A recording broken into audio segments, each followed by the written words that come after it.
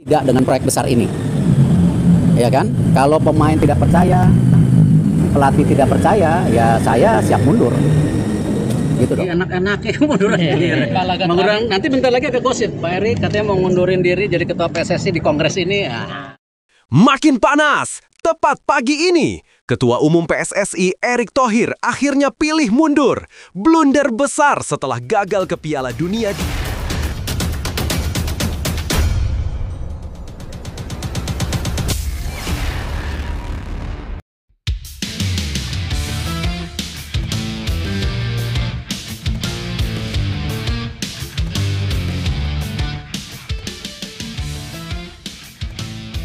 Makin panas! Tepat pagi ini, Ketua Umum PSSI Erick Thohir akhirnya pilih mundur. Blunder besar setelah gagal ke Piala Dunia 2026 dan sebut peluang Shin Tae-yong melatih timnas Indonesia adalah 0%. Begini faktanya teman-teman. Tapi, Mimin minta tolong tonton video ini sampai selesai agar tidak ada kesalahpahaman yang terjadi. Dan tak bosan-bosan juga, tolong like dan share video ini ke media sosial kalian agar semua orang tahu apa yang sedang terjadi.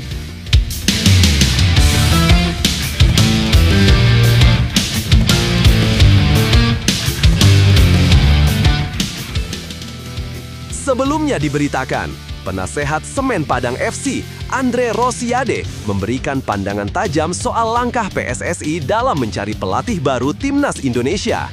Di tengah spekulasi nama-nama calon pelatih, termasuk Shin Tae-yong yang disebut akan kembali, Andre meminta agar federasi bersikap rasional, efisien, dan transparan dalam mengambil keputusan penting itu.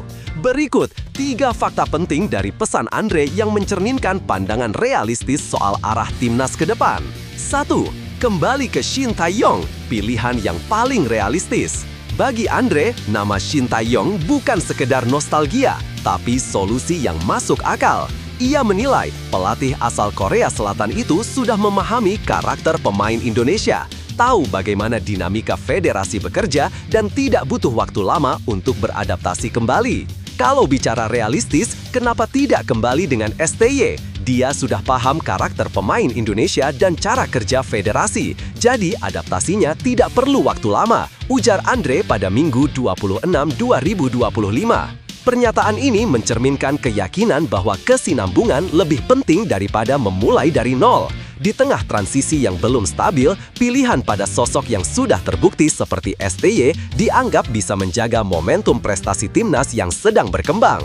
2. PSSI harus rasional, jangan asal gengsi. Andre juga menyoroti kondisi keuangan PSSI yang belum ideal, terutama karena tidak lagi mendapat dukungan dana dari APBN.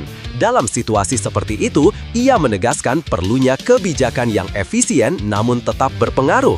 Menurutnya, mendatangkan pelatih baru dari Eropa bukan langkah bijak jika biayanya terlalu besar.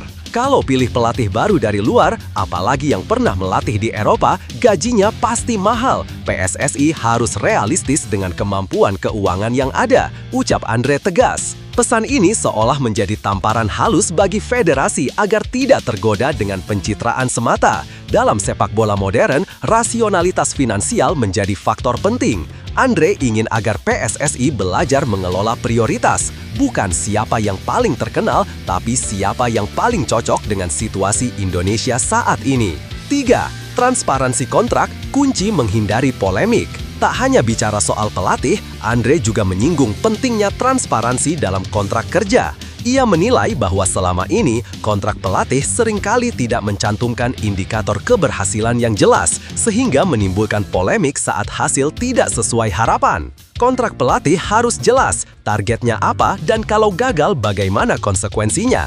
Jadi tidak ada lagi polemik di belakang hari, tutur Andre menegaskan. Ia juga menambahkan pesan penting bagi federasi agar tidak terjebak ego personal. Timnas itu bukan milik pribadi, tapi milik bangsa Indonesia. Suara supporter tidak mungkin menyesatkan karena mereka hanya ingin yang terbaik untuk merah putih.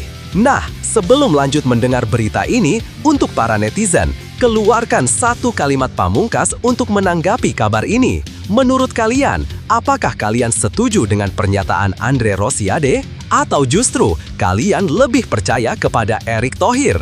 Ayo teman, berikan tanggapan kalian di kolom komentar.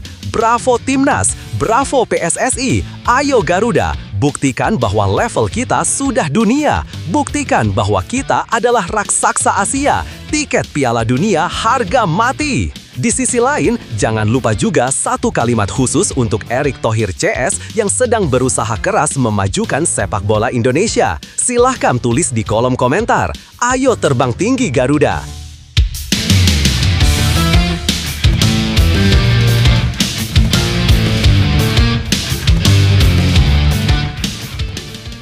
Mari kita lanjut teman-teman. Pesan ini mengandung makna mendalam bahwa keputusan besar seperti pemilihan pelatih nasional bukanlah ruang bagi ambisi individu, melainkan tanggung jawab kolektif yang harus berpihak pada kepentingan bangsa. Lebih lanjut, situasi yang disorot Andre Rosiade ini menggambarkan dilema klasik yang sering terjadi di tubuh PSSI.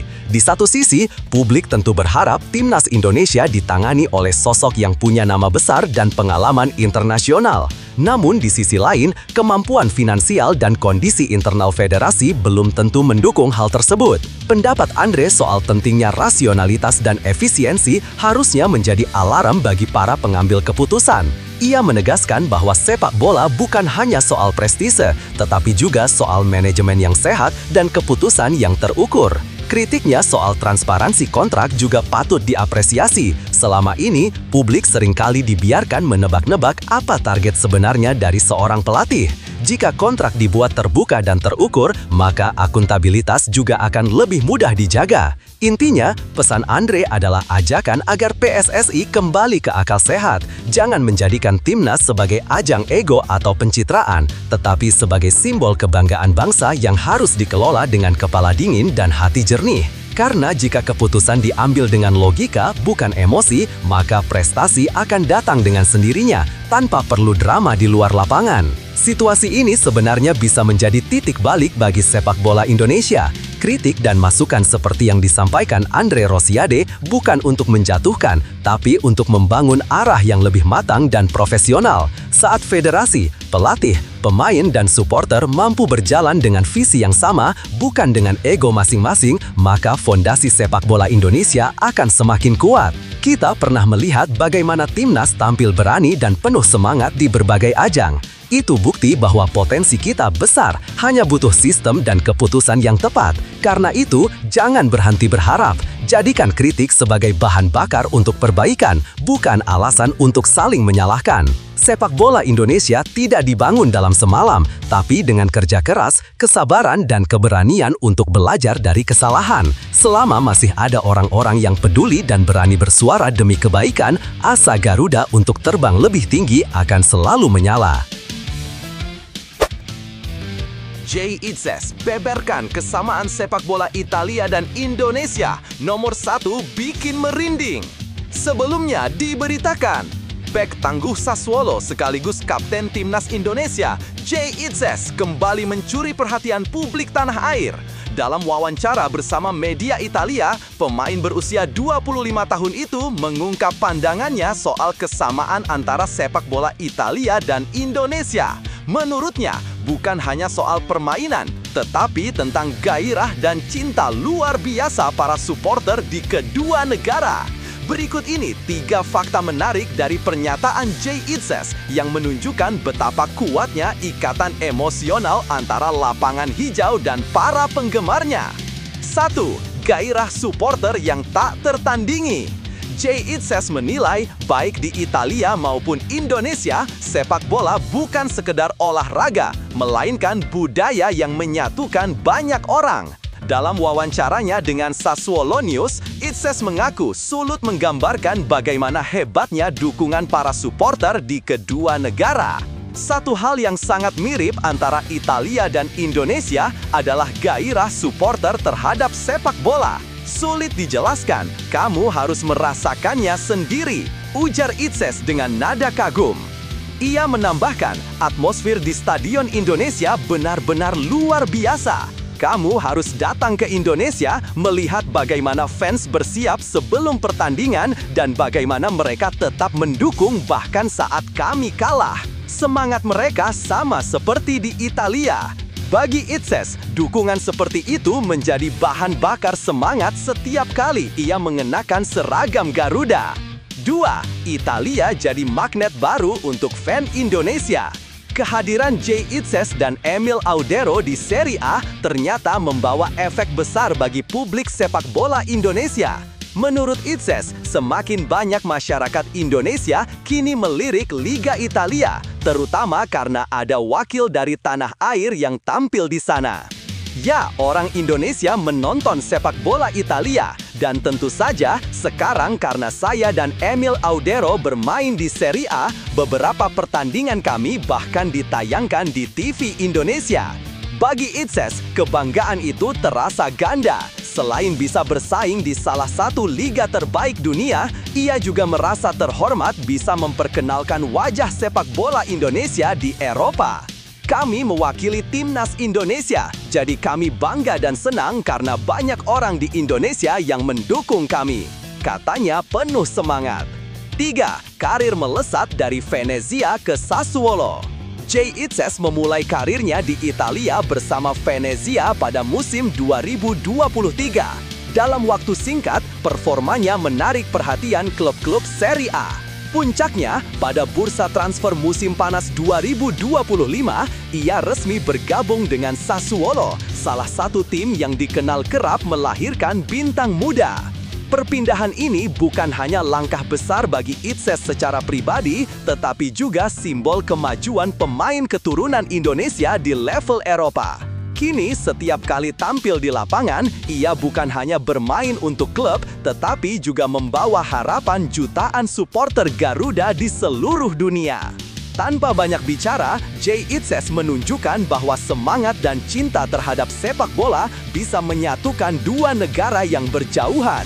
Dari tribun Italia hingga stadion-stadion Indonesia, gairah supporter tetap sama, hidup dan bernafas untuk sepak bola. Lebih lanjut, pernyataan Jay Itses ini terasa sangat menyentuh karena menggambarkan betapa sepak bola bukan hanya soal pertandingan, tapi tentang emosi dan identitas. Ia mampu melihat sisi yang lebih dalam dari olahraga ini, yakni bagaimana gairah supporter membentuk atmosfer yang luar biasa baik di Italia maupun di Indonesia. Apa yang dikatakannya juga menunjukkan betapa besar pengaruh pemain diaspora dalam mempererat hubungan antara sepak bola nasional dan dunia internasional. Ketika Itses dan Emil Audero tampil di Serie A, mereka bukan sekedar atlet, tapi juga duta kecil Indonesia yang membawa semangat Garuda ke Eropa. Selain itu, pernyataannya mengingatkan kita bahwa cinta supporter adalah energi yang tak ternilai. Dukungan yang tulus bahkan ketika tim kalah menjadi bukti bahwa sepak bola Indonesia memiliki basis fanatik yang bisa menandingi negara manapun di dunia. Semangat seperti inilah yang layak dijaga dan diarahkan agar menjadi kekuatan positif untuk perkembangan sepak bola nasional. Kisah Jay Itses adalah bukti bahwa mimpi besar bisa lahir dari tekad dan keberanian untuk melangkah keluar dari zona nyaman. Ia tidak hanya membuktikan kemampuan di level Eropa, tetapi juga tetap membawa nama Indonesia dengan penuh kebanggaan. Dari cerita ini, kita bisa belajar bahwa semangat tidak boleh padam meski tantangan datang silih berganti. Seperti Jay yang terus berjuang di negeri orang, kita pun bisa sukses di bidang apapun selama tidak berhenti percaya pada diri sendiri. Ingat, dukungan dan cinta dari tanah air akan selalu ada untuk mereka yang berani berjuang. Jadilah seperti Jay Itses, rendah hati, konsisten, dan terus menyalakan semangat Garuda dimanapun berada. Timnas U23 siap panaskan mesin. Siapa lawan Garuda Muda di FIFA Matchday November 2025? Sebelumnya diberitakan, Federasi Sepak Bola Dunia (FIFA) menetapkan jadwal FIFA Matchday November 2025 yang kali ini akan menjadi panggung bagi Timnas Indonesia U23. Agenda ini sekaligus menjadi bagian dari persiapan menuju SEA Games 2025 yang akan digelar pada Desember mendatang. Di tengah antusiasme publik, muncul satu pertanyaan besar. Siapa lawan yang akan dihadapi skuad muda Garuda di laga pemanasan tersebut? Berikut 3 faktanya. 1. Indra Syafri pilih lawan berdasarkan kebutuhan taktis. Pelatih kepala Indra Syafri memastikan bahwa pemilihan lawan dalam FIFA Matchday November tidak akan asal-asalan. Ia menegaskan, semua keputusan akan melalui diskusi bersama Sekjen PSSI, Badan Tim Nasional, BTN, dan Direktur Teknik agar sesuai dengan kebutuhan tim. Kami akan berdiskusi untuk menentukan lawan yang paling sesuai dengan kebutuhan tim. Kualitas dan karakter lawan sangat menentukan efektivitas persiapan kami, ujar Indra melalui keterangan resmi PSSI. Dengan periode FIFA Matchday yang dijadwalkan antara 10 sampai 8 November 2025, tim Merah Putih berpeluang menjalani 2 laga uji coba. Lawan yang dipilih diharapkan bisa memberikan tekanan dan tantangan yang relevan sehingga para pemain dapat mengasah kemampuan serta adaptasi terhadap berbagai gaya permainan sebelum tampil di ajang SEA Games 2025. 2. 50 pemain masuk daftar panjang, hanya 23 yang akan dipilih. Persaingan untuk menembus skuad utama Timnas U23 kian ketat.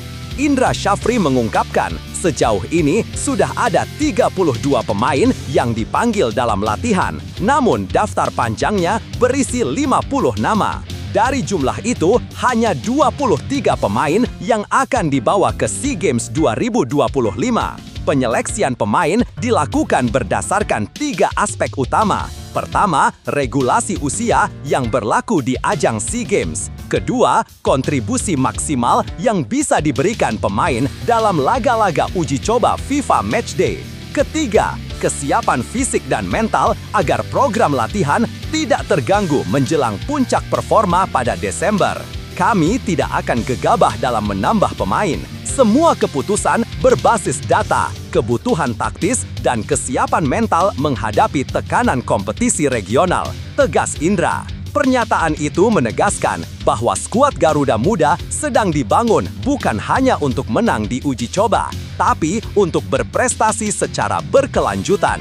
3. Target emas di SEA Games 2025 jadi motivasi utama. Setelah meraih medali emas di SEA Games 2023, target tinggi kembali dicanangkan. Juara bertahan di edisi 2025. Timnas Indonesia U23 tergabung di grup C bersama Myanmar, Filipina, dan Singapura. Grup yang tidak bisa dianggap enteng karena semua lawan memiliki karakter permainan yang dinamis dan agresif. Indra Syafri menegaskan bahwa seluruh rangkaian persiapan termasuk laga FIFA Matchday dirancang untuk mengasah chemistry tim dan menemukan formula terbaik. Turnamen sepak bola SEA Games 2025 sendiri akan berlangsung pada 3-8 Desember 2025 dan Indra berharap momentum dari uji coba internasional dapat memperkuat mental juang para pemain. Dengan strategi matang dan ambisi mempertahankan emas, Garuda Muda bertekad menunjukkan bahwa prestasi 2 tahun lalu bukan kebetulan. Mereka siap kembali mengharumkan nama Indonesia di pentas Asia Tenggara. Lebih lanjut, situasi ini menunjukkan keseriusan PSSI dan pelatih Indra Syafri dalam membangun timnas U23 dengan cara yang terukur dan profesional. Tidak ada keputusan instan atau gegabah, karena setiap langkah diambil dengan mempertimbangkan kebutuhan jangka panjang. Pendekatan seperti ini patut diapresiasi, apalagi di tengah tekanan besar publik yang menuntut prestasi cepat. Dengan strategi seleksi berbasis data dan pemilihan lawan yang disesuaikan dengan kebutuhan taktis, Indra Syafri sedang menyiapkan fondasi yang kuat bagi skuad muda Garuda. Jika proses ini berjalan konsisten, bukan hanya SEA Games yang bisa mereka taklukkan, tapi juga berbagai ajang internasional ke depan. Setiap kemenangan besar lahir dari proses yang panjang dan penuh perjuangan. Garuda Muda sedang menapaki jalan itu, membangun kekuatan, disiplin, dan mental juara sedikit demi sedikit. Jangan takut gagal, karena dari kegagalan itulah lahir tekad untuk bangkit lebih kuat.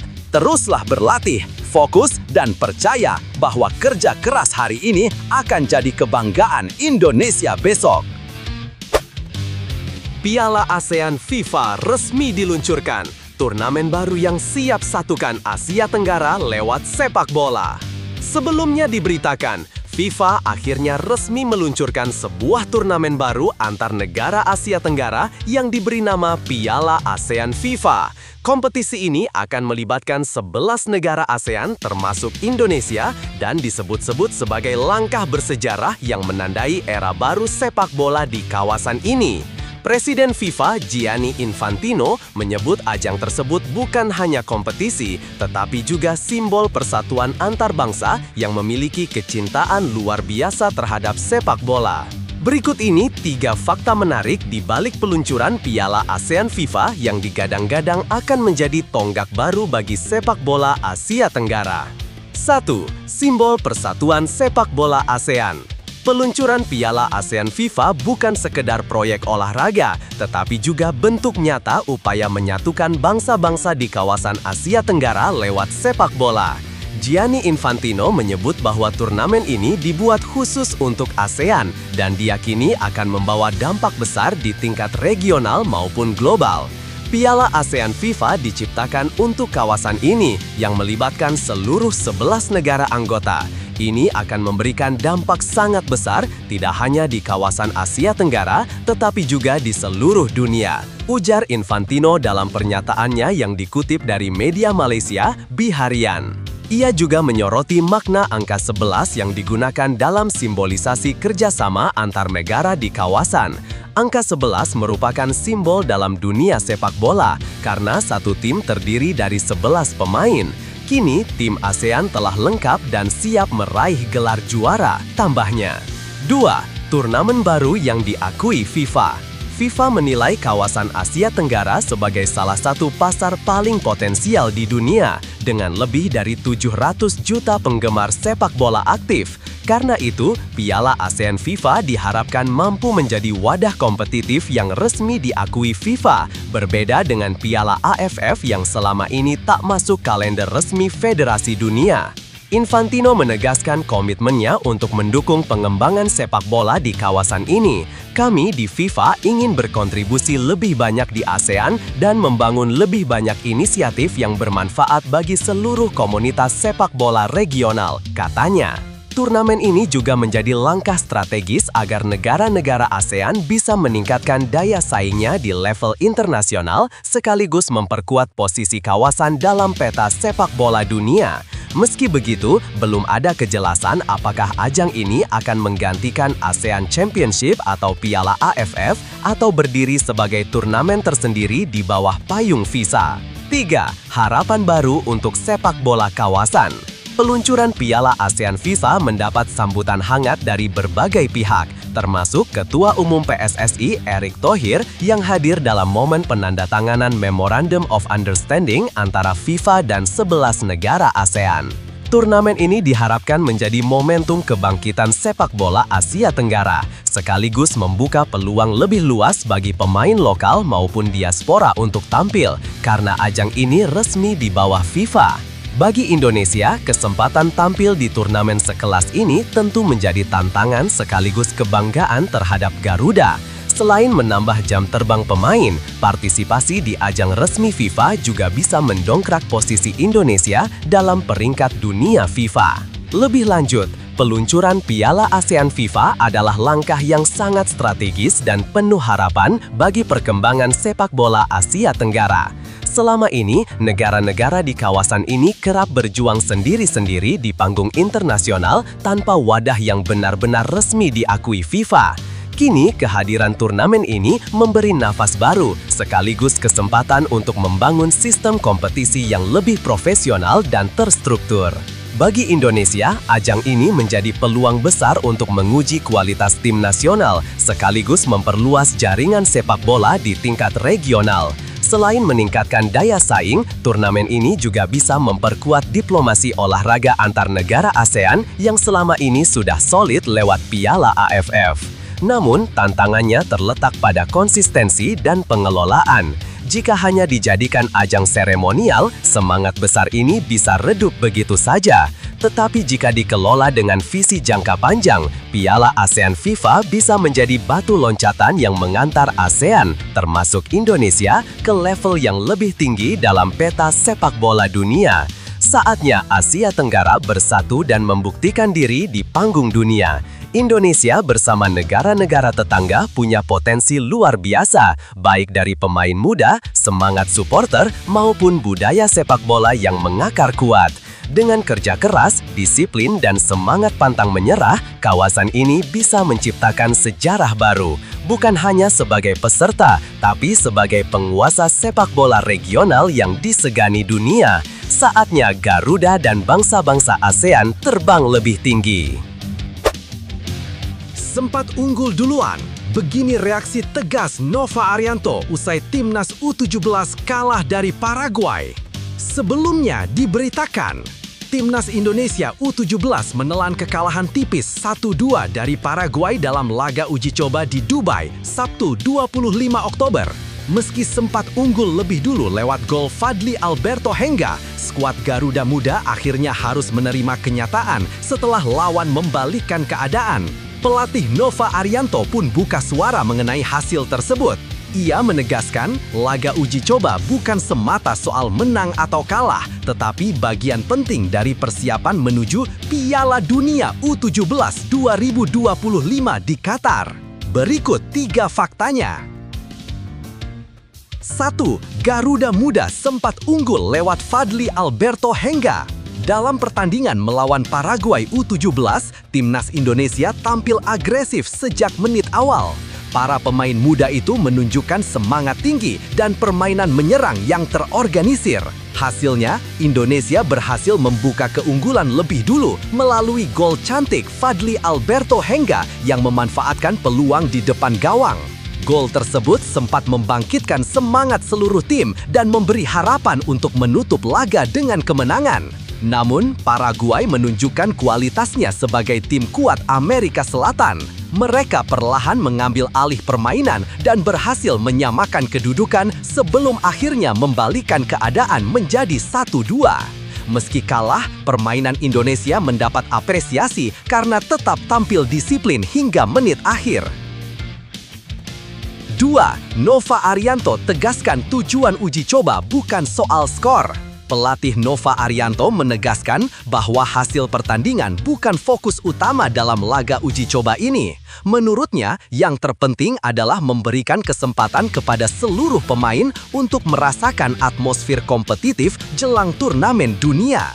Yang penting poinnya adalah fokus kami untuk memberikan kesempatan kepada semua pemain mendapatkan pengalaman menghadapi secara karakter calon lawan kita di Piala Dunia, ujar Nova. Ia juga menambahkan bahwa tim pelatih berusaha menjaga kondisi seluruh pemain agar tetap bugar dan terhindar dari cedera jelang Piala Dunia. Pernyataan ini menunjukkan bahwa Nova memandang laga-laga uji coba sebagai bagian dari pembangunan karakter dan mental pemain, bukan sekadar mengejar kemenangan instan.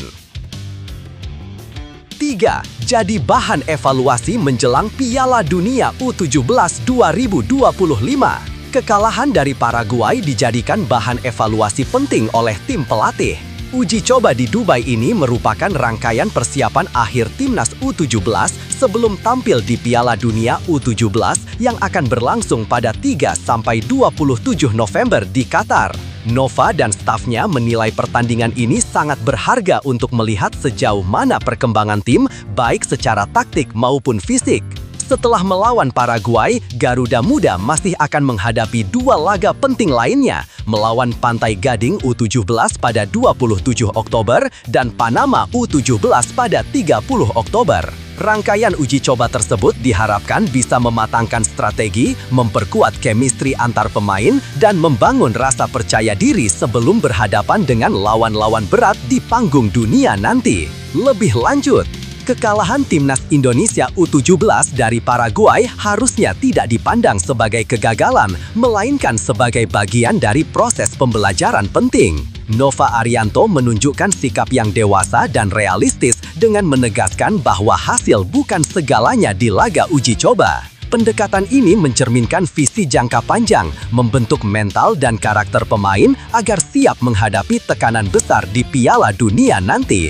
Menariknya, permainan agresif di awal menunjukkan bahwa skuad muda Indonesia punya potensi besar. Hanya saja, konsistensi dan pengendalian emosi masih perlu diasah. Kekalahan ini justru menjadi cermin untuk memperbaiki detail-detail kecil yang krusial seperti disiplin bertahan dan efektivitas serangan di menit akhir. Nova tampak memahami bahwa membangun tim juara tidak bisa dilakukan instan. Dengan pengalaman berharga di Dubai, para pemain diharapkan semakin matang, bukan hanya dalam teknik, tapi juga dalam cara berpikir sebagai pesepak bola yang siap bersaing di level dunia. Jangan biarkan kekalahan membuat semangat Garuda padam. Justru dari ujian seperti inilah mental juara ditempa. Setiap gol yang kebobolan hari ini adalah pelajaran untuk menjadi lebih tangguh esok. Timnas U17 sedang belajar menghadapi tekanan, mengubah kesalahan jadi kekuatan, dan rasa kecewa jadi dorongan untuk bangkit. Percayalah, kemenangan sejati bukan hanya tentang skor di papan, tapi tentang keberanian untuk terus berjuang meski sempat jatuh. Langit Qatar sudah menanti, dan Garuda Muda harus terbang dengan keyakinan bahwa kerja keras dan semangat pantang menyerah akan membawa mereka menuju sejarah baru bagi sepak bola Indonesia.